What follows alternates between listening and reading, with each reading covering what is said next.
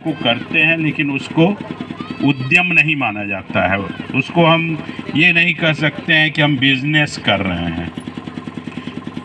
मान लीजिए कि गांव, अक्सर आप लोग देखते होंगे कि जिस दिन बाज़ार है कुछ लोग रास्ते में पकौड़ी बेचने लगते हैं, कुछ लोग कोई न कोई रोज़गार उस दिन बाज़ार के दिन कर लेते हैं, कुछ लोग अपने घर में थोड़ा बहुत कुछ घरेलू सामान बेचते हैं, कुछ लोग बच्चों के स्कूल के पास कुछ बेचने लगते हैं। तो इस तरह की चीज़ें होती रहती हैं। कुछ लोग 8-10 ठो मुर्गा मुर्गी रखे हैं, लेकिन उसको हम व्यापार या उद्यम नहीं कर सकते हैं। उद्यम का मतलब है कि आप जो चीज़ कर रहे हो उसको फायदे के लिए कर रहे हो, उससे आय कैसे सुनिश्चित हो।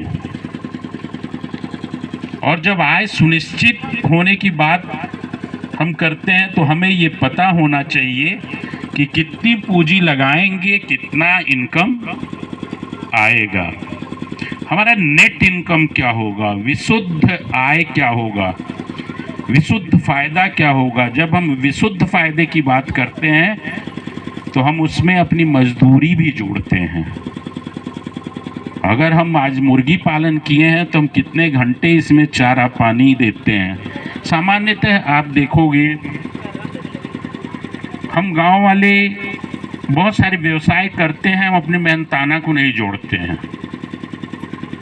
हम सोचते हैं कि आलू आज खुदाई किए, लगाए थे 10 डिसमिल और उसमें हम 3 महीने मेहनत कर रहे हैं, सिंचाई कर रहे हैं, सब कुछ कर रहे हैं, और 12 रुपये किलो अगर आलू बिका, 25 किलो लेके गए हैं, तो 12 रुपये किलो जब बेच के आते हैं तो हम तुरंत 25 किलो से गुणा करके भाई इतना या नोट गिने, इतने का बिका, और हम उसको पूरा फ़ायदा मान लेते हैं।